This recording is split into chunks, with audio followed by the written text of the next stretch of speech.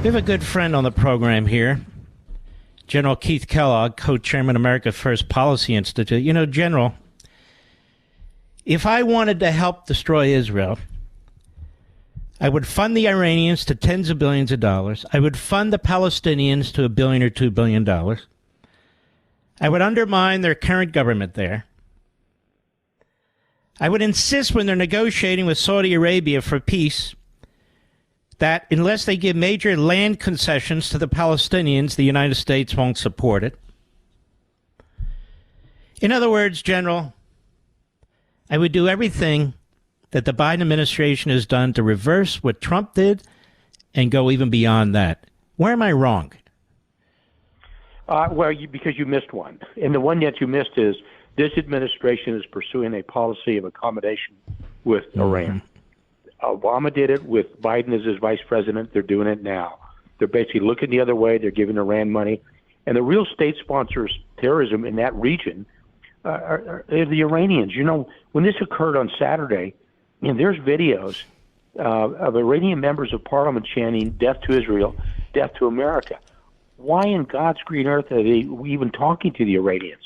They're the real thugs behind these people. And I give this is an existential threat for Israel, and we should support them to the fullest degree possible, and we should tell them quite clearly, we will support you unequivocally and make clear to Iran and its proxies that any escalation will be viewed as a threat to American allied interests, and we will act accordingly.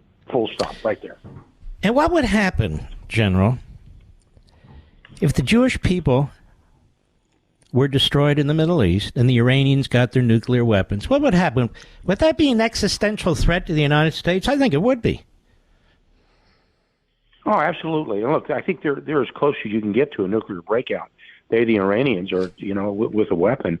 And it's almost you look at this administration, and I really mean it, Mark, and you look at everything they've done to drive these enemies together into one group, with the Iranians supporting the Russians, and the Russians work with the North Koreans and the Chinese.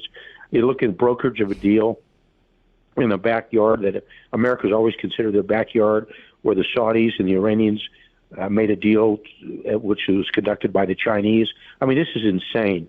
I mean, if we're not asking for major trouble, it's right here. And, you just get really, really concerned about what you see, how this administration is handling it. And then today, to take a holiday, take a day off, not address what's happening. Oh, I'm going to address them tomorrow night. It's because they're forced into it. Because everybody's saying, wait a second, you're supposed to be the leader of the free world, and you're missing in action. Mark, I'm telling you, I can't believe that people don't see this.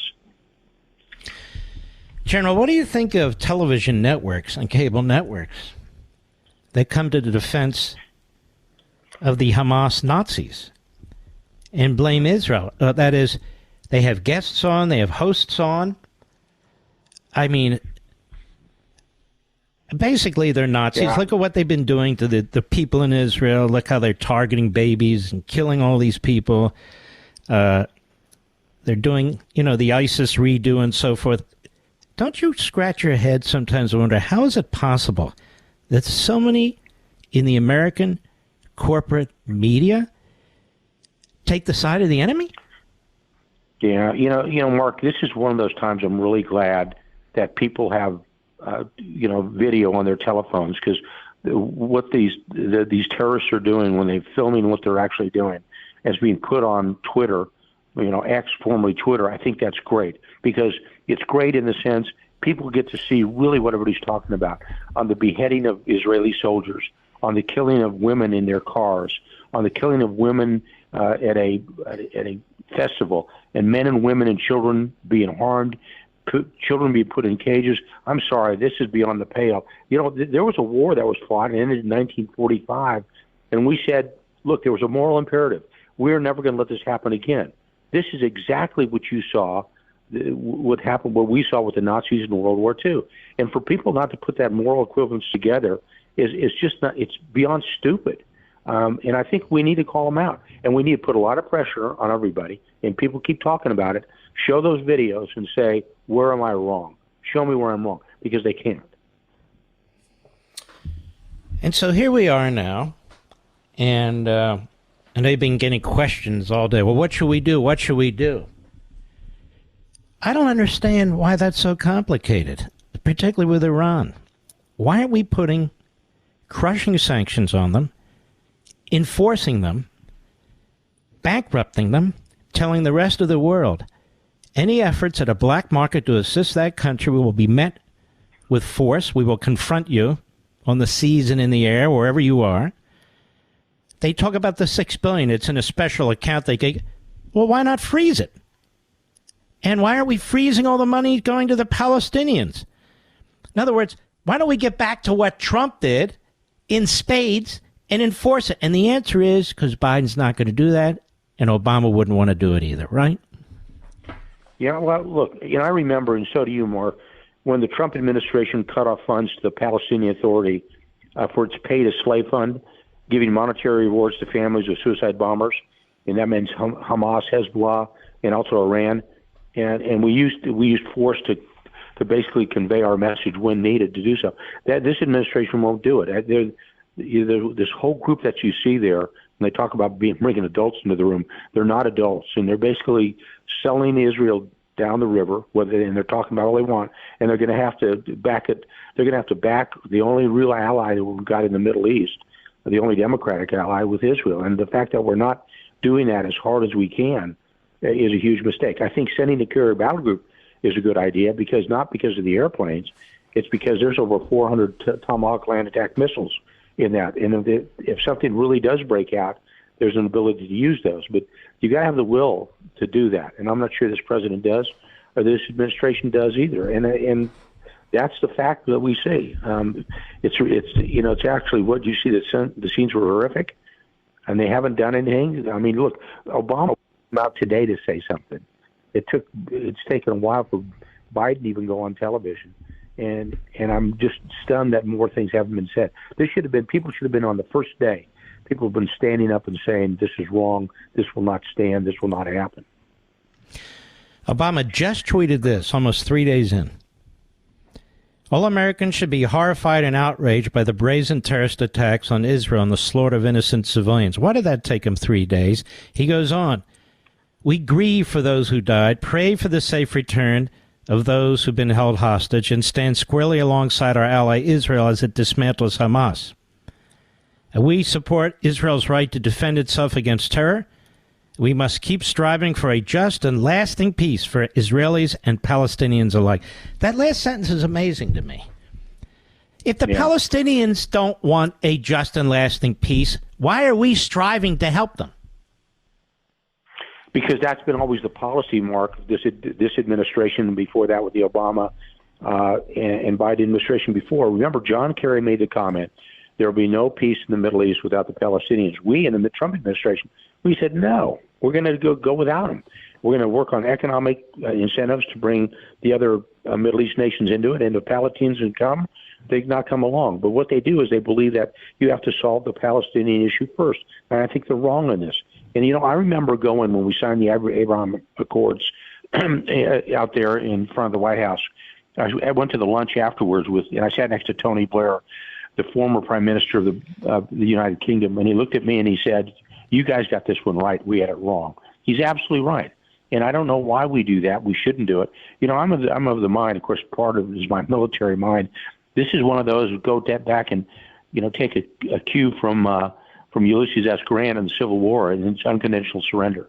The fact of the matter is, I would say very clearly that the leaders of Hamas, the leaders of the Palestinian Liberation Organization, and even of Hezbollah, you have conducted yourselves with crimes against humanity, and it's the same thing we did with the Nazis at the end of World War II, and put them on a list saying, we are coming for you, and we will find you wherever you're at, and we're going to kill you. It's that simple. And you make that very clear to them. We did that with Soleimani, and we also did that with Khomeini, the supreme leader of Iran.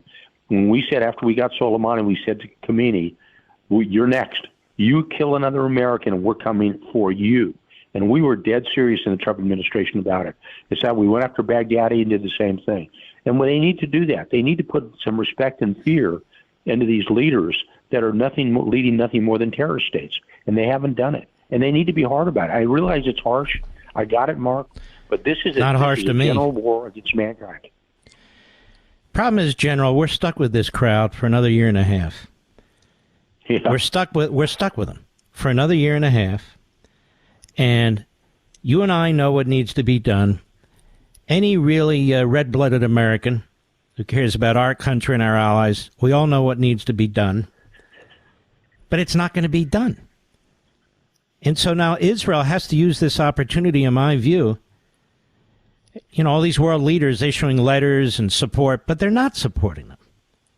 And they betrayed that country under different parties and so forth and so on. And now the consequences are being felt. And Biden betrayed that country and the people there with his policies and so forth. And they say we all need to stand together. What do they mean by that? None of them are sending troops in. We'll give the Israelis arms and support. That's because mostly Congress wants to do it. And Biden will follow through, I suppose, in some ways. But the fact of the matter is, talk is cheap. And now the Jewish people there, literally, what's happened to their families, their kids, and so, I mean, the number is now way over 1,000, which is an enormous number for a country that has 7 million Jews. So great, they're putting out their statement. It's like this Obama statement. This statement took him 3 days to put out because he wanted to be very careful. They looked at every word. They looked at every syllable. Rather than these bastards are the enemy, we should wipe them out and do everything humanly possible to help the Israelis, right? No, you're exactly right. I mean, this is actually unconstrained warfare, and they must treat it that way. It's a terrorist organization, and it's clear it's not going to be solved with negotiations. And apparently, I read something today that Hamas said, "Well, let's have some peace discussions." I said, yeah. My attitude would be a simple answer: no. And I would go for this unconditional surrender and just completely eliminate the organization. But I'll tell you, Mark, I really mean this. You have to go after leadership. This is one of those you say to the leaders, we're coming after you. I don't care where you are. I don't care if you're hiding a box in the refrigerator. We're going to come find you and make sure they understand it and follow through with that. You know, that's happened before, and we need to do it again.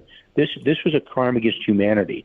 And for people not to understand that, then they don't understand the moral imperative of never again. There are parallels in behavior. We're seeing it now, and we need to stop it. Full stop right now. And President Trump took out the top, terrorist in Iran. Remind everybody, what happened to Yamamoto?